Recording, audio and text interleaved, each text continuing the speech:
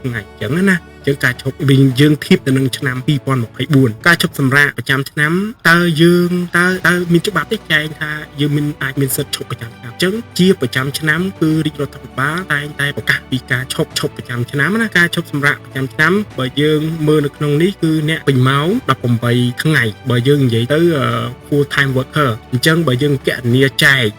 មួយថ្ងៃគឺមួយខែយើងអាចឈប់មួយថ្ងៃកន្លះគុណនឹង12ខែអញ្ចឹងយើងស្មើនឹង18ថ្ងៃក្នុងមួយឆ្នាំអញ្ចឹងអ្នកធ្វើការពេញម៉ោងឬក៏មិនពេញម៉ោងគឺអាចទទួលបាននៃការឈប់សម្រាកនេះហើយនេះគឺជា slide មួយដែលបង្ហាញបាទការឈប់សម្រាកពិសេសនឹងប្រាក់ឈ្នួលថ្ងៃបុណ្យយើងដឹងហើយនៅពេលដែលមានការឈប់សម្រាកតែងតែមានការថែមម៉ោងនៅព្រឹត្តិការណ៍ណាមួយអីចឹងណាអញ្ចឹងបន្ថែមនៅព្រឹត្តិការណ៍គឺតែងតែមានហើយបើថារដ្ឋបាលមានការមានការឈប់សម្រាកដែលស្នើសុំពិសេសចឹងណាវាអាចមាននៅក្នុងការឈប់សម្រាកនឹងកើតឡើងតើការឈប់សម្រាកពិសេសយ៉ាងដូចម្ដេចអ្នកអាចស្នើសុំថ្ងៃឈប់សម្រាកដោយសារមូលហេតុពិសេសតើការឈប់សម្រាកពិសេសមានប្រមាណថ្ងៃអញ្ចឹងយើងមើលទៅគឺយើងទទួលបាន7ថ្ងៃអញ្ចឹង7ថ្ងៃហ្នឹងទៅលើអីខ្លះទី1អាចជាពិធីមង្គលការអាចជាពិធីកូនការឬក៏ការទទួលមរណភាពឬក៏ជំងឺបើយើងនិយាយពីអតិបរមាគឺ7ថ្ងៃក្នុងមួយឆ្នាំតែលើ special leave ហៅថាការឈប់ពិសេសហើយការឈប់ពិសេសហ្នឹងគឺមានប្រាក់ឈ្នួលដែរណាគឺមានប្រាក់ឈ្នួលការអនុវត្តនឹងការអំពាវនាវមានការផ្ដល់យោបល់អញ្ចឹងរបៀបការស្នើសុំឈប់សម្រាកនៅក្នុងស្ថាប័ននីមួយៗគឺគេតែងតែមានការឈប់សម្រាកជាប្រចាំឆ្នាំហើយក៏គេមានទម្រង់សម្រាប់ការស្នើសុំឈប់ហ្នឹងគឺគេមានអញ្ចឹងក៏លើនៃការស្នើសុំយើងដឹងហើយពេលយើងចូលគេឆ្អាគេនឹងខាងផ្នែកធនធានមនុស្សគេនឹងធ្វើការណែនាំទៅដល់បុគ្គលិកដែលមកថ្មីឯងអញ្ចឹង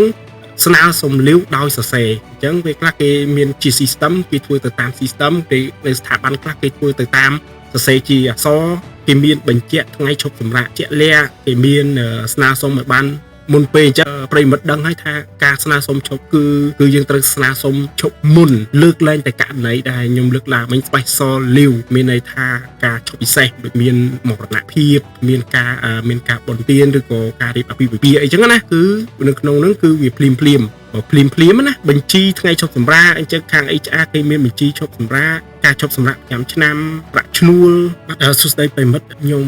ចង់ធ្វើការសង្ខេបជារួមអ្វីដែលខ្ញុំចង់ចែកចម្លែកនៅពេលនេះគឺតែហេតុអីបានជាត្រូវមានការឈប់សម្រាកប្រចាំឆ្នាំអញ្ចឹងយើងដឹងហើយគឺមានច្បាប់ហើយច្បាប់នោះគឺតម្រូវឲ្យនយោជកគោរពឲ្យធ្វើការឈប់សម្រាកទៅតាមដែលទីរដ្ឋាភិបាលបានប្រកាសជាប្រចាំឆ្នាំគេហៅថាឈប់ប្រចាំឆ្នាំឧទាហរណ៍ថាដូចជាថ្ងៃបុណ្យជាតិថ្ងៃបុណ្យណាឬក៏បុណ្យពិធីផ្សេងទៀតអញ្ចឹងខ្ញុំចង់ចំណុចទី1ហើយទី2គឺថាហេតុអ្វីបានជាមានការឈប់សម្រាកប្រចាំឆ្នាំដើម្បីធានានៅកម្មករមានសុខភាពព្រោះឲ្យធ្វើការมันអាចយើងបន្តទៅធ្វើរហូតទេអត់មានការឈប់សម្រាក សម្រាប់ណាវា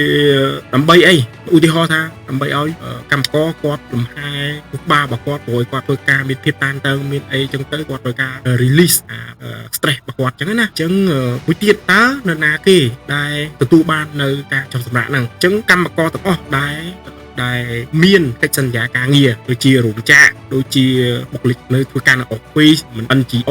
ឬក៏អីផ្សេងទៀតយល់សួរថាតើការចុះសម្រាកហ្នឹងធ្វើនៅណាយើងនិយាយទៅគ្រប់ការងារទាំងអស់ដែល